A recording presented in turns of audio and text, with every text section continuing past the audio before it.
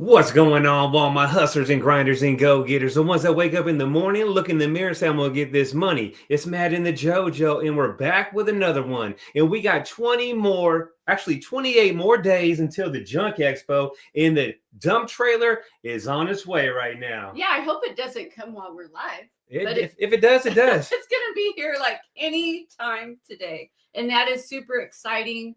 And it really lets us, know, ooh, time is coming. It is 28 days away, and that is really soon. If you haven't grabbed your tickets yet, go grab them. Go grab them right after this. Check out junkexpo.com and see who all the amazing speakers are going to be and grab your tickets. Because on October 24th and 25th, that is going to be the place to be. And we got a special guest today. This young man is killing it. He's doing $5 million a year. That's $400,000 and some change per month. You heard that right. $5 million a year. Not many people do that, but this is one of our guest speakers named Barry Hartman. He's a killer in the game. And I'm going to tell you guys, you're going to learn so much from him at the Junk Expo. Yes, and he really is such an awesome speaker. And we are actually we're very privileged to have you speaking at our event, and we're super excited about it. And we cannot wait to meet you. So let's bring him on. What is going on, brother? How you doing? I'm good. What's up, Matt and JoJo? Good to see you guys. Good to see you. So for the viewers that don't know who Barry Hartman is, the $5 million man a year, who are you? I mean, I introduced myself to my wife as a garbage man, so let's just stick with that. But love it. Right on.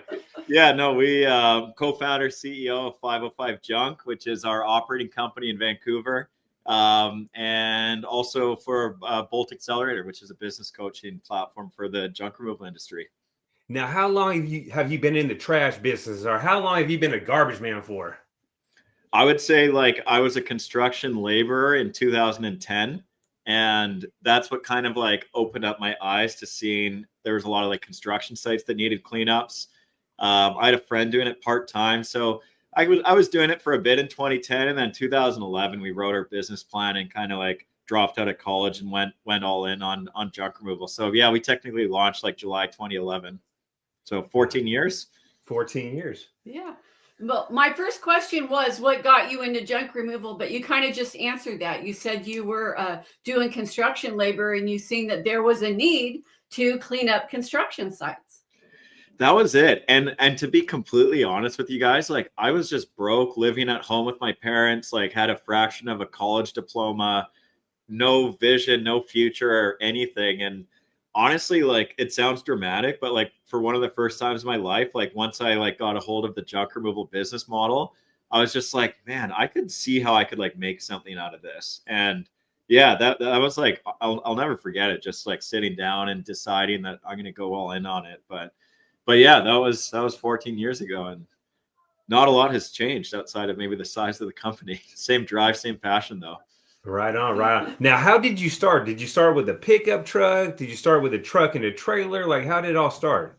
So I had $500 in my bank account, and we went to a not-for-profit organization in Canada called Futurepreneur, and they lend the first $15,000 to young entrepreneurs under, I think it was 32 at the time. And so we got our first loan from them for 15 grand, and then we went to the Ford dealership. We bought a pickup truck, just an older F-250. And then we bought a flat deck trailer, a single axle flat deck trailer off the side of the road up in the countryside. And we built some wooden plywood sidewalls up on it. And it could load up to, I think, 2,000 pounds at the time. I think we probably overloaded that on most loads. But yeah, that was it. Pickup truck and a trailer. And we literally drove from the Ford dealership to our first job because we had been doing some pre-marketing leading up to it. Well, that's good. That's good. At what point did you realize, that, this could be more than a small business? I mean, so it's interesting because 1-800-GOT-JUNK was founded in our hometown in Vancouver, just 10 minutes from our office. And And so I always saw what was possible through the franchising model. And so we actually built like an entire franchise system and went down that route. But I realized we were kind of like chasing the 1-800-GOT-JUNK dream and not our dream. And so, yeah, I mean, I would say once we hit, I don't know, 300K, 400K in revenue, at that point I had gone, my business partners and I had gone through like the trial and error of actually like forget junk removal, but just starting a business in the first place. I mean, anyone can do 50 grand in revenue in a year. Anyone can do 100. Anyone can like scrape by and door knock their way to 200K. But once you get to like 300K, 500K, you kind of got to like get out of the trucks and work on the business and do all. I read the E-Myth and that was really inspiring at the time. And then after 500K and I was like, not hauling junk at that point, I started to realize like that I could leverage my time a lot better by investing it into like sales and marketing. And that's when we grew to $1 million that next year. So we doubled from 500K to $1 million. Then we had another 500K the year after that to 1.5. And at that point, I think we kind of realized like, okay, we can really make a good run for this. That's great. That's great. What was your hardest year in business? And, how did you push through that? So the hardest year was when we built our first dump truck. So we bought the truck and trailer, kept that. Then we bought like a used 1-800-GOT-JUNK truck and just painted it. But when we built our first like kind of ground up truck, I remember going to the bank and being like, what do I do? Do we use cash? We had some cash savings. Like, should I use like, get a finance loan or a lease? And they're like, oh, just use your line of credit. So we used all the cash in the bank and we used like 90% of our LOC. And knew nothing about financial management at the time. And then it hit me. I was like, we got this brand new truck. We got a pretty solid business, but we have no cash left. And so we literally spent all of our money building this custom truck. Lo and behold, I found out what leasing was like, the next like 2 months after that. And since then, we've just put $5,000 down on brand new trucks and lease the rest through the company and buy them out after a five-year period on the lease, which allowed us to preserve our cash flow. So I would say the hardest years it's always cash flow related. I feel like, revenue and money, it's not really a problem if money can solve it is kind of a way to look at it. And if you don't have money, it's hard to solve problems, at least from a business standpoint. Yes. No, I totally agree on that. Now, how many trucks do you guys have now? I think we've got 2 cube, 10 or 11 dumps, and then just some like, other trucks like pickup trucks and stuff like that floating around, a few sales vehicles. So 12 plus. 12 plus, right on. Yeah. So they're making some money every day. So you're doing 13 to 15 grand per day, I'm guessing, something like that? Yeah, a little bit around there, a little bit more, but yeah, I mean, some days are more than others. Monday to Friday, we really stack up. We operate Saturdays, usually 4 or 5 trucks, we mainly service our residential accounts. But one of the things that's really scaled up our revenue over the years is going all in on commercial. And so that's allowed us to really start to like stack like recurring accounts on recurring accounts. And so, yeah, a lot of the work is done like Monday through Friday. But on average, we just did a price increase at the start of September. And since then, we've been about 2,100 in revenue per truck per day. Okay. So we're trying to actually do more with less right now, even looking at some of our job sites. We've been deploying like a single driver model just to kind of keep margin nice and high. I mean, Vancouver's one of the most expensive cities in the world. So we got to kind of keep an eye on our costs and cost of goods sold and all that kind of stuff.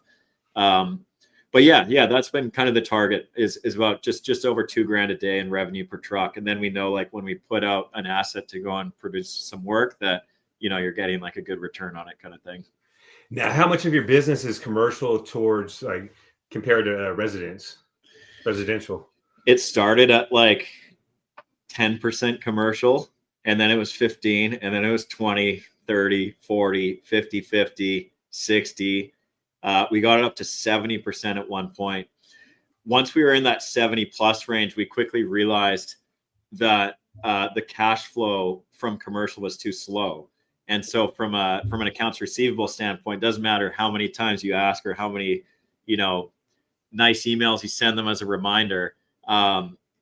Average commercial client oftentimes with us is around that 30-day plus period.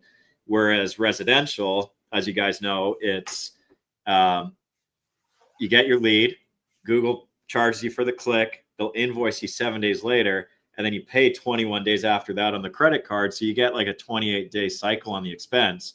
Whereas the lead is, lead comes in today, booked within 48 hours, cash in the bank, from the credit card charge 2 days after that. So we try and like balance it out. I mean, I would go all commercial because it's recurring and you get the best return on your sales. But at the end of the day, like we love servicing residential clients too. You get good reviews out of it. You get good marketing out of it, good referrals.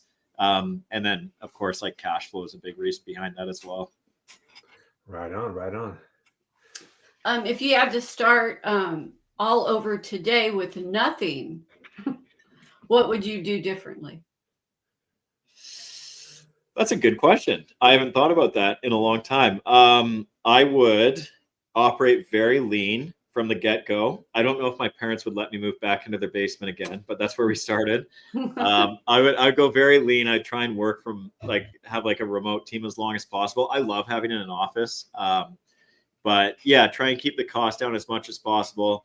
I would be very intentional about like the marketing plan and like how we were going to deploy like revenue to generate leads. I would hire immediately for the trucks, even if it was operating at a loss. Let's say you gave me 20 grand to start the business. I'd probably blow 10 of it just on hiring someone to go and run the trucks, because one of the most important things I think for an entrepreneur, and you don't know this in the beginning because you don't value your time in the beginning, but since you asked what I'd do if I went back, I would put my skill sets to work right away. And that's not hauling junk. My skill sets are in lead generation, business development, hiring people, training people, coaching them, like building them up so that they can run the business. So I'd be, even if it took like a year or two with no profit, like I'd try and ramp it up real quickly and just like get my time back as fast as possible. That's smart. That's really smart. Now, what's your best source of, where's your number one or number two business coming from? Like what channels is it coming from? Is it Google? Is it Facebook? Is it referrals? Like where's it coming from? Yeah, I would say like our residential marketing is broken down. It's about 50-50 new and repeat, which is nice because we've been in business long enough where we get a lot of like repeat residential clients booking over year. So that's for that strategy. It's a lot of email marketing, text messaging, referrals, that kind of stuff. And then on the new client acquisition, we're about 20 grand a month on Google Ads right now. And then we also have a pretty strong SEO presence. We got a supplier that we work with, just like, by like usually posting to the GMB every couple of days, replying to every review that comes in. We use Nice Job as a software to like drive up our reviews after the job is done. So it's kind of like an automated tool to, once the job's complete, it asks the client for a review. So that's a lot of the like digital side for client acquisition for residential. And then referrals are a really big one. And we do some traditional marketing as well, like truck signage, obviously. And then we do the odd like newspaper ad here and there if we got something cool going on in the community. That's probably on social media is a good one. On the other side, on commercial, it's interesting. We're averaging about 9 new commercial accounts a month from Google, which is good. They don't all result into like a good like recurring client, like say a property manager or a construction client. But they do have more of a return rate than residential, even if it is like an office or something like that. But where our biggest numbers are coming from is the business development people on our team that are going to like networking events, trade shows. They're like cold calling, they're adding prospects to like our CRM and reaching out to them, connecting with them on LinkedIn. And just like, yeah, just every day, just, you know, generating their own leads rather than waiting for the leads to come in. So it's more of like a push marketing strategy where we're like, you know, like intentionally reaching out to these people rather than like a pull strategy. Is more like, yeah, waiting for them to come to us. And it took us too long to figure that out.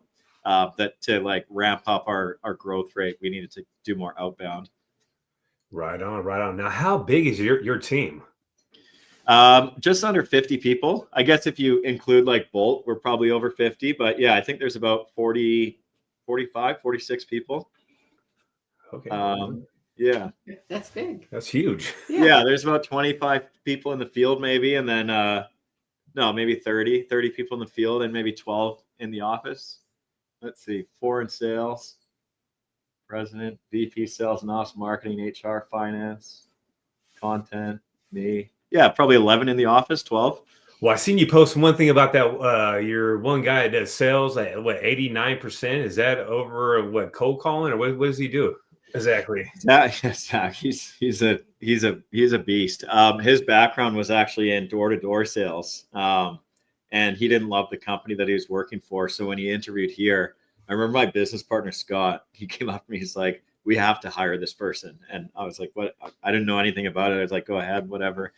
And so he started as an inbound sales rep for us. And he started at like 40%. Then it was 50%, 60, 70, 80.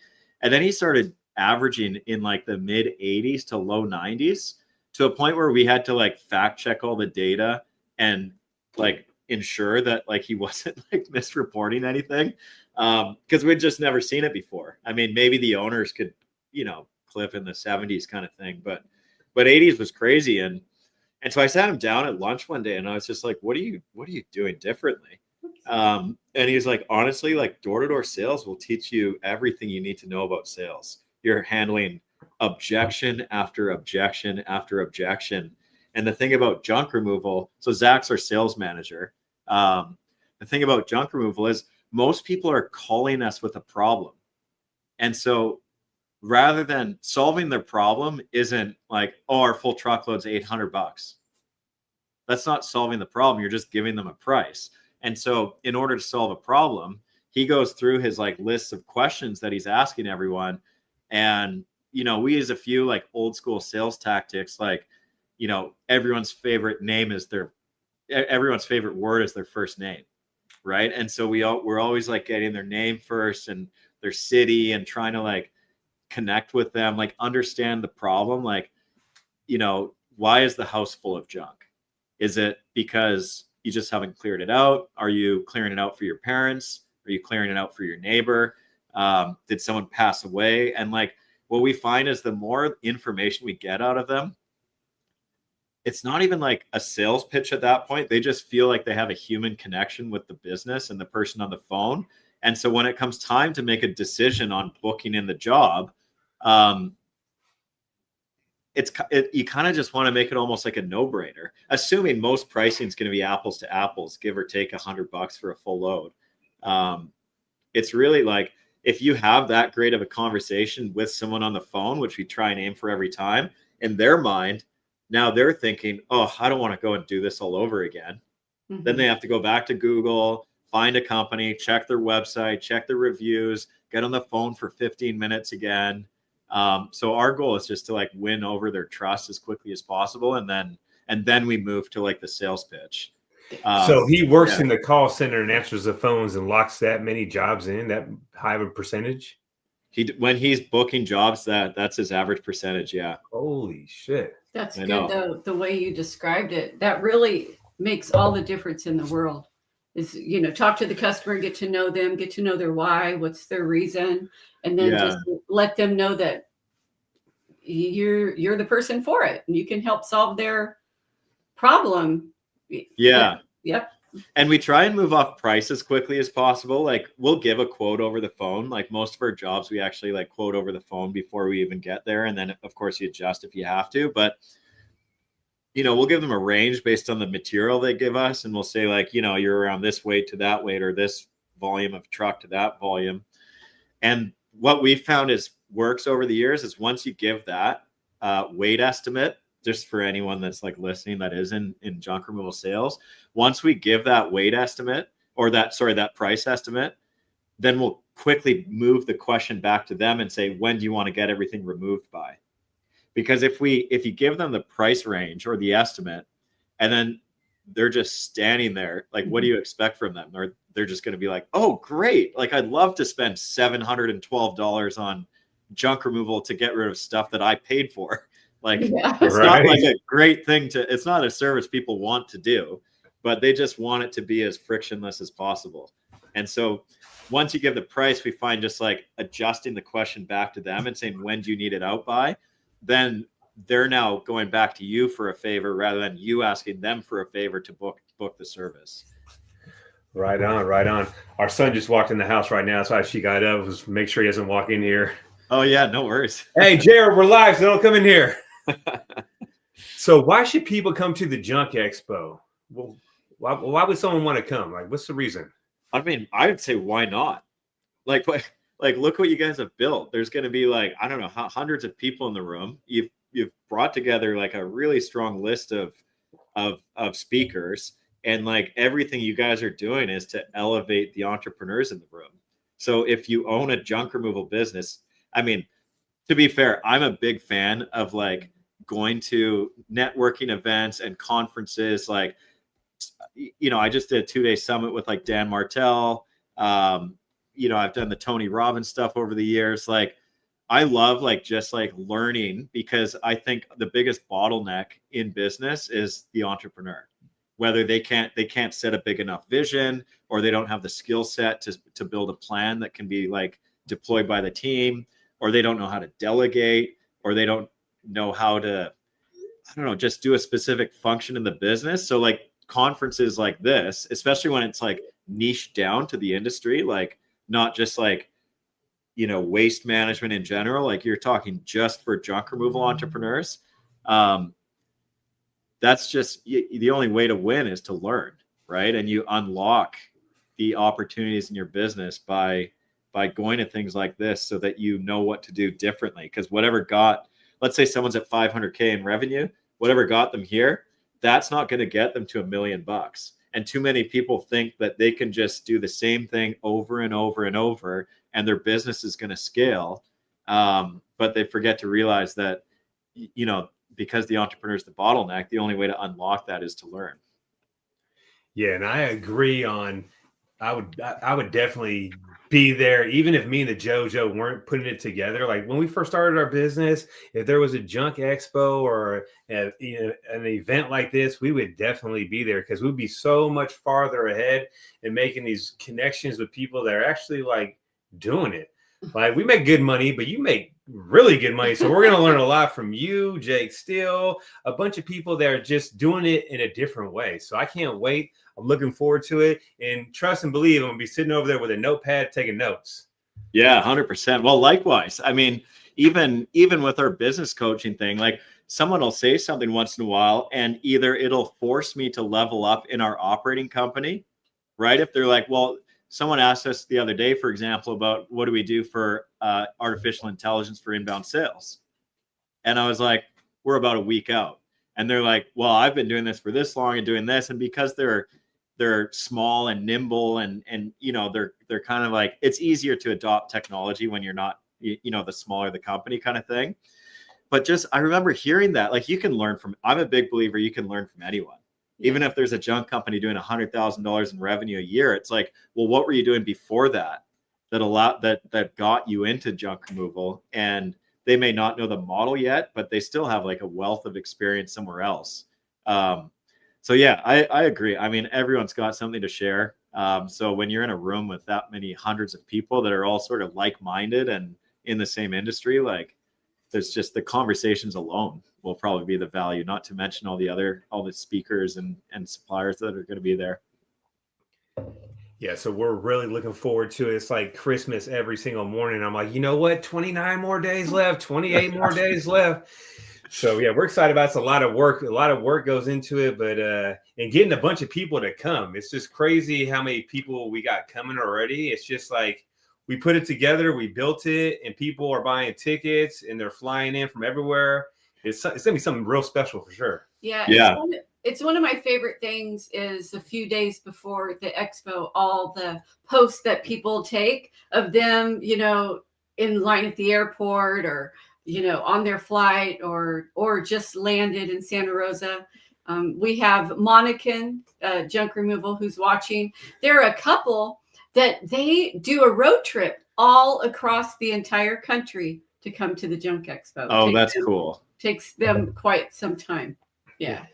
It's great. Yeah. I mean, wait to see who wins the dump trailer too. So I'm hoping someone that really needs it wins it. That's gonna be super cool. Yeah. For sure.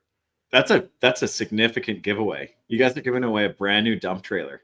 So my buddy Andrew from Autopilot is giving away a dump trailer. So I'm excited about that. Yeah. And hopefully, like I said earlier, someone that really needs it gets it. Yeah. Yeah. Maybe the person that wins it, if they don't, they can give it away. Right? That's good. That's a good one. Yeah. No, that's a really cool thing to do. I mean, it's things like that's another thing about like these big events. When you tie in a little bit of fun like that, like everyone kind of is wondering like, oh, is it going to be me kind of thing? I mean, that's a significant prize. Like, what's that worth? Like $10,000? Yep, 10 grand. So it will be here probably in a few hours. So you'll probably see me posting on my story on Facebook. I'll do a couple of videos and put it out there. Yep, $10,000 someone's going to get. Yeah, right on. It's going to change their business. They're going to make hundreds of $1,000s with it if they do it right.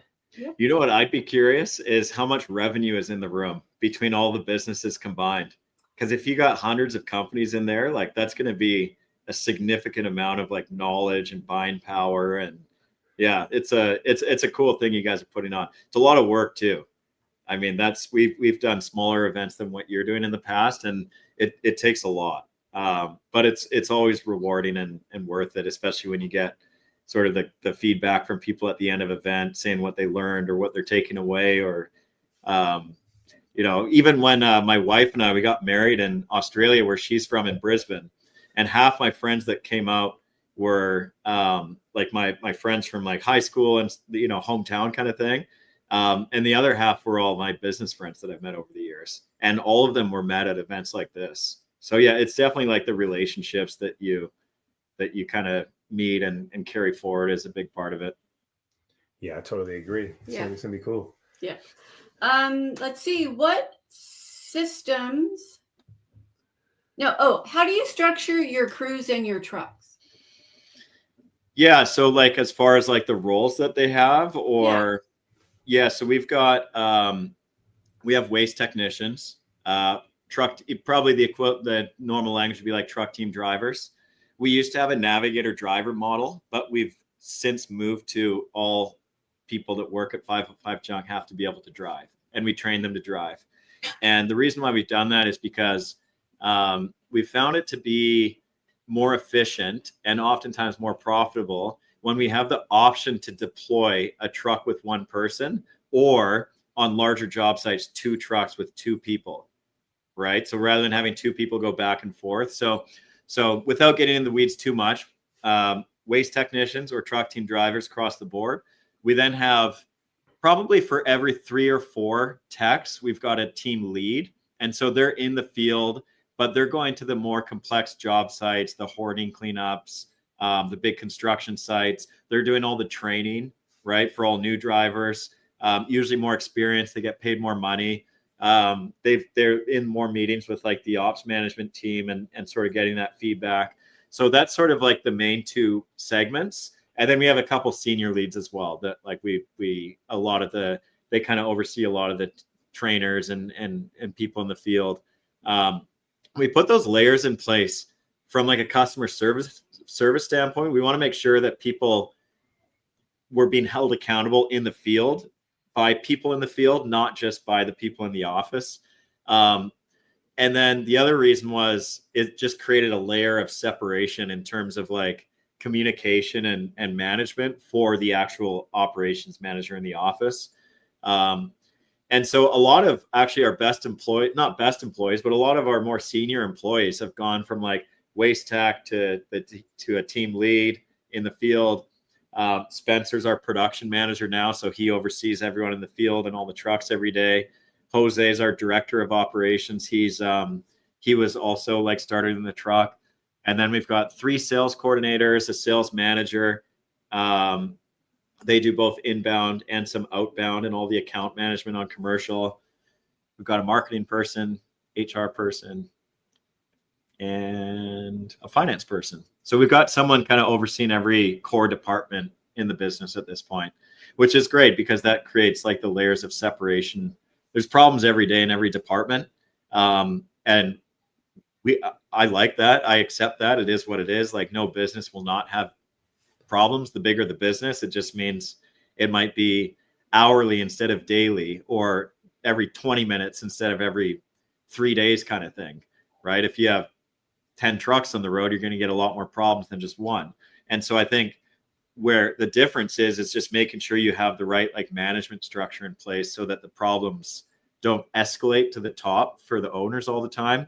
Because otherwise it kind of gets lame being a business owner if every single problem comes to your cell phone every single half hour. So we've put a lot of effort into building out like an org chart that creates that separation and empowers like our team to, you know, kind of just operate the business without feeling like they have to come to us for every question. Right on, right on. What are the questions you got from JoJo? What systems were game changers that got you from 6 figures to 7 figures? Training people. Our truck team training manual.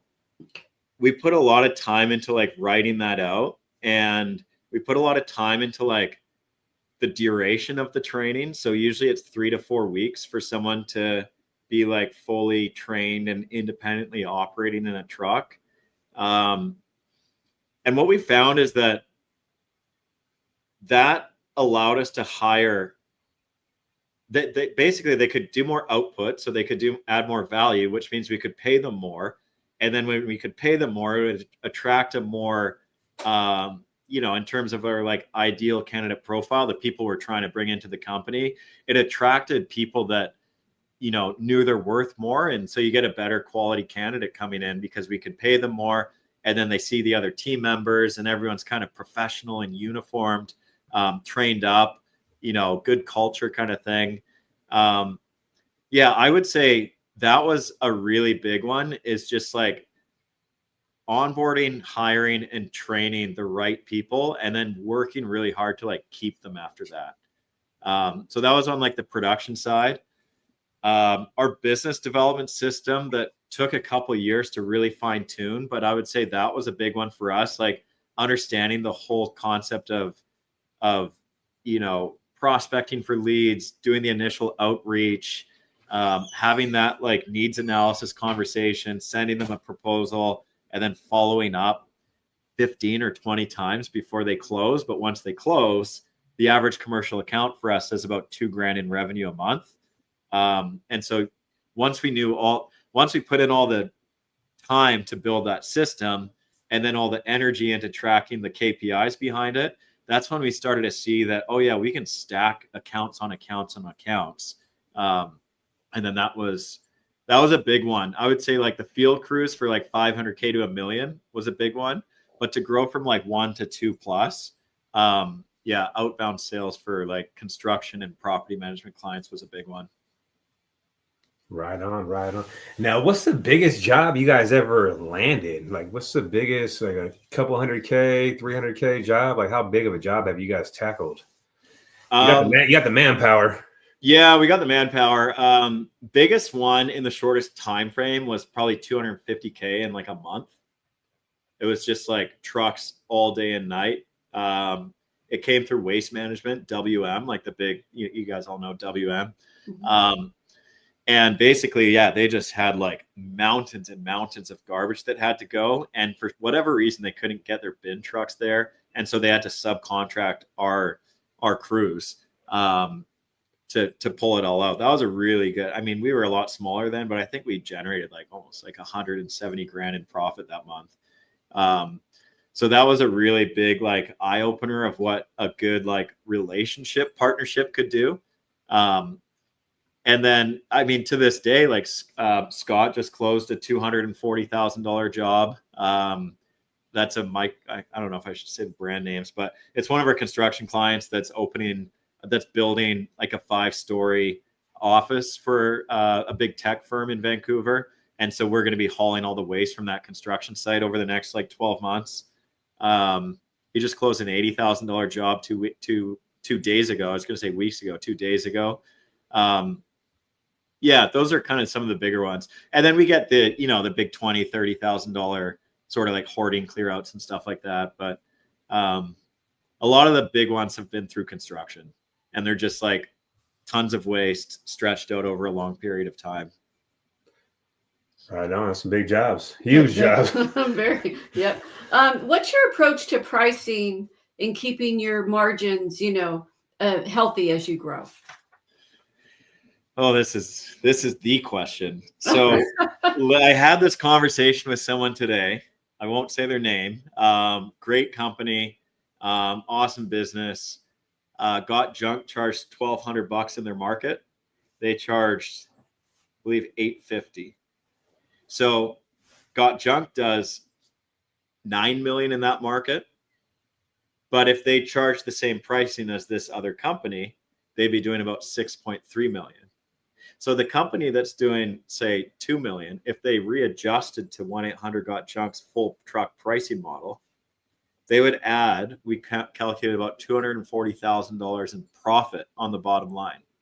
The thing about pricing, and it's probably one of my most favorite topics to talk about, the thing about pricing is you find 1-800-GOT-JUNK, you call them up, you say, I got a full truckload, and they go, well, we'll come do an estimate. You go, not necessary, I've used you guys before, come do a full truckload. Okay, so then they give you the pricing, you get your example, and now you know the true active pricing for a full truck in your market. Chances are they're going to be the price leader, right? Because you get like Junk King, they're going to be more volume play, less value and service. Typically, 1-800-GOT-JUNK will be like the highest price point per truckload in the market. So then you have two options. Either your trucks are the same size as 1-800-GOT-JUNK and you come in just a little bit less, or your trucks are larger and you have to decide if you're going to match their pricing or if you're going to go higher if your trucks are larger. But if you are going to go equal to or higher, I really encourage people to write, 20% larger than 1-800-GOT-JUNK or 20% larger than the biggest franchise companies out there if you don't want to use a brand name. Because the difference is astronomical. If you currently charge like $700 for a full truck and Got Junk's at $900, adding $150 per full truck is, for some companies, it could be a few $1,000s a month. For others, it can be tens of thousands of dollars a month. I mean, we raised our prices January 2nd by 14%. And then we just did a second price increase on September 2nd for another 18%. And so then the question becomes, that seems crazy, Barry. Like, how do you sustain that? There's only one number that actually matters, which is your sales conversion rate. So if we know the number of leads coming in, and we know the number of jobs booked, and we know the conversion rate on those two numbers, and if that conversion rate doesn't go down when we raise our prices, then you're winning. Yeah. And so typically what we found, even on the secondary price increase this year, our average sales conversion rate went from 62% up to 68%, which sounds like a lie, but the only reason it went up when we raised our prices is because we had to sit down with every member on our team and the truck teams, the sales teams, marketing, and we said, if we're going to raise our rates again for the second time this year, then we're going to have to make sure we can show our value on the website. Our sales team gets better at closing. Everything we knew today needs to be better tomorrow. And it ended up being that, the price went up and the sales conversion rate went up. So the revenue and the bottom line has gone up quite a bit in the last 30 days. That's awesome. Now, how does that work with, let's say you got some property managers, a lot of realtors that have used you over and over again, and they know the price that you charge. Like, how do you explain to them, hey, we got to charge a little bit more, and this is going to be the price now? Like, how do you break that down to them? That's a great question. So everything I just talked about is probably more for residential clients, both new and repeat, as well as new commercial clients. But for our commercial repeat clients, we usually do it on January 2nd. So we get an email out at the start of December saying, here's our price increase. Our operating costs have gone up by this amount for dump, labor, fuel. And so we're going to be rolling out this price increase starting January 2. If we choose to do another price increase mid-year like we did this year, we'll typically grandfather the rates in back to January 2nd so that they're not getting any like surprises partway through the year. Whereas if it's a new client, doesn't really make a difference because the old pricing is no longer relevant to them. Okay, cool. Yeah, so we try and just do once a year for commercial, especially for our bigger accounts where they're probably more price sensitive because they're not price sensitive. They spend so much with us that to just like jump it up by 15%, I don't know, it just doesn't feel right. Doesn't feel fair for them. Yeah, I like that once a year thing because every year over here, the dumps always goes up every year. So they do it, I think they do it out here in February for us. Yeah. Yeah. So if you can get a hold of their new rates coming up and then do like a January price increase, then you're kind of covered on any cost of goods sold increases for the year. Yeah. So what else you got for them, Joe? Yeah, I'm excited. What mistakes do you see small companies make that keep them stuck? You guys got good questions. I would say they don't focus on revenue enough. So let's say you get to 250K. That's like the classic sweet spot for junk removal entrepreneurs. You get up to about 20K a month in revenue. And the reason why it's hard to grow past that is because you can get to 20K. What is 20K divided by 500 average job size? It's like 40 jobs. I don't know. I'd have to pull out a calculator, but yeah, call it. Actually, let me just pull this up. 20,000 divided by 500. Yeah, 40 jobs. So you can usually find 40 jobs. I mean, you could bang on every door in your neighborhood every day and get one job probably and go and produce it the next day and produce one job, two jobs max a day, right? So to find the leads and the sales for a job or two a day and then to produce a job or two a day, it's really weird because like you have just enough time to do sales, marketing, production, haul the junk, send the invoice. Like at 20K a month, there's just enough for you to do everything. Now, to go to 30K a month, you got to kind of like figure out, well, what do we do next? Am I going to focus on sales, marketing, hire someone to do that? And so what I find is that for people to get from like 20 to 40K is you almost have to take like a gamble at some point by making that first hire. I mean, we use a lot of friends in the beginning, so it was a bit easier. I just go on Facebook and say, hey, who wants to work for $15 an hour tomorrow? Back when rates were $15 an hour. Usually we'd find someone and that got us by. But two things. If you have a business partner, one in the truck, one in the office, like almost from day one, that's the easiest solution to it. If you don't have a business partner, then you got to produce the work. But at some point you want to find someone that you can really latch onto, like that early employee, and say something like, I want you to be like the future of the company, right? You're going to be hauling junk to start. Then we're going to hire our next person. You're going to take on a lot of work in the beginning and I'll pay you well for it. And then we'll put you with the next person. And then there's going to be a day where we'll have a 2-man crew and they'll operate the truck. And then you'll be able to sort of step back and be the team lead. And you can almost like paint the vision for this first hire on how they can grow with the company. And I think where a lot of people screw up is they're just like, oh, I'm doing 20 grand. I need to get off the trucks to do sales. I get that. I'll just hire someone random. They can come in and do work and I'll just do sales. And then they just like hire that person and then they quit. Then they hire the next person and then they quit. They hire the next person. They're stuck in this cycle of just having like this first employee that never really amounts to much. Whereas you really want to find someone that you can like show that they can grow in your company and then scale them up while you focus on driving up the revenue. But yeah, Dan Martell's book, Buy Back Your Time, is a really good way to sort of like assess your time and think through, what it looks like, sort of how to buy back your time, which roles you need to replace for yourself. But then like once you get your time back, I would say the first thing people screw up is they don't go straight to revenue producing activities. And that's where we go back to like, once you have your time, you got to invest it into like learning Google Ads and SEO and business development and like door knocking and referrals and calling all your friends and family and posting on social media. Like all of these things are with the intent to generate leads for the business. Rather than getting too stuck in like operational activities. Right on, right on. A lot of good information, huh? Yeah, you know what? This is really, really, really valuable. Oh, good. Yeah, I'm thinking, if a person's not coming to the Junk Expo and they really just wanted to get value from you, they should watch this video. Let's post it. Yeah. We had James that said this information is pure fire, and it really is one of the reasons that when we talked to you for the first time, we're like, oh, he has to be a speaker. People will, it's all about bringing value to people, and the Junk Expo, you weren't there last year, but it is a great vibe. Everybody is so friendly. It's like a big family of junk removal people.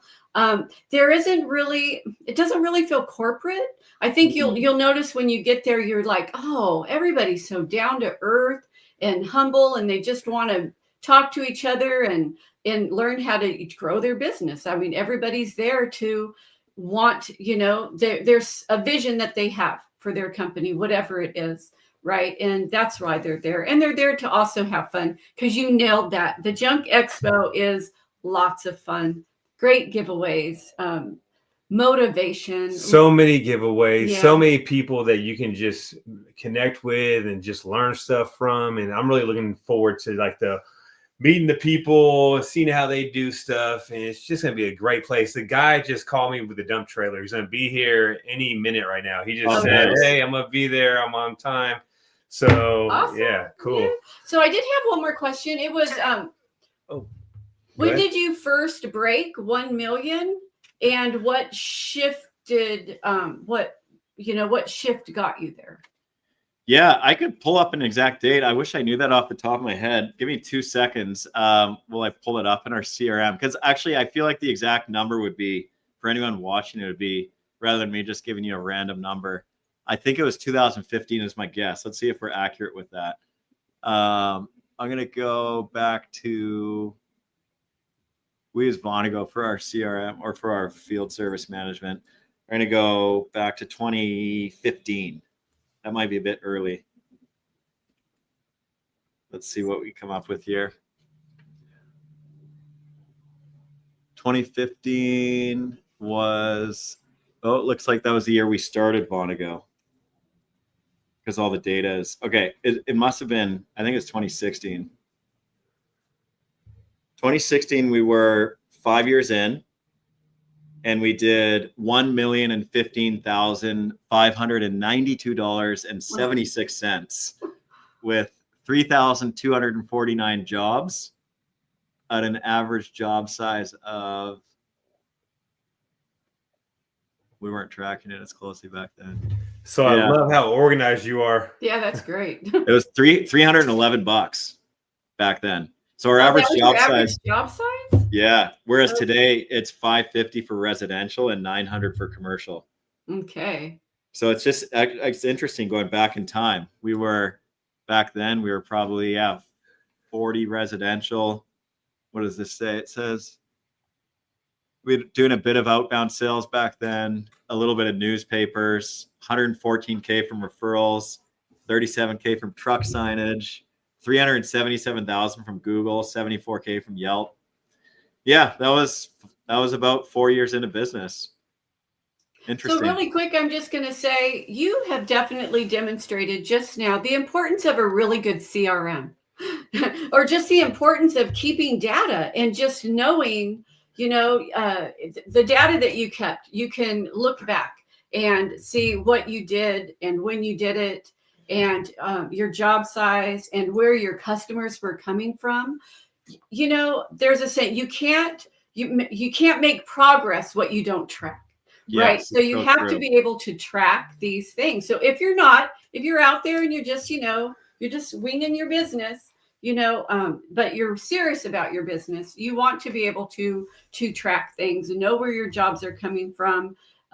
be able to look and tell right away those things. Super important to do. If you have liked any of this stuff with Barry Hartman and you feel like, wow, I can learn some stuff from him, get yourself to the Junk Expo, junk-expo.com. Check out the website, grab your tickets, meet Barry Hartman, and he can definitely help you grow your business. For sure. I actually got people texting me right now. When is the Junk Expo? How much are the tickets? There you go. Yeah. So October 24th and 25th, it's a 2-day event. It's in 28 days, and tickets are the same price as last year, $249. We didn't raise the price. Yep, we added an extra day and kept the price the same. Yeah. So that's value right there. yeah. Well, I appreciate you hopping on. I know you're a busy guy, but we'll see you in 28 days. Is there anything else you want to tell the viewers where they can find you at? If they want to follow you on Instagram, Facebook? Yeah, I mean, we're most active on Instagram and LinkedIn. If you want to connect on LinkedIn, you can just search my name, and on Instagram, it's just my name, Barry Hartman. And yeah, we're always posting content about junk removal and all the sales conversion rates and marketing and strategic planning, all that fun stuff. So yeah, I'm really stoked to meet everyone in person at Junk Expo. And if you want to connect on social too, we can do that. Right on, right on. Well, cool. Yeah. Well, we appreciate you for hopping on here and being a speaker at the Junk Expo, and we look forward to seeing you there. Awesome. Thanks so much for having me. All right, you take it easy, and I'll get a hold of you pretty soon and give you some more information about the expo. Sounds about good. where to send those drives and all those slides and all that stuff. Yeah. All right, you take it easy, brother. All right. Thank you. All right, later.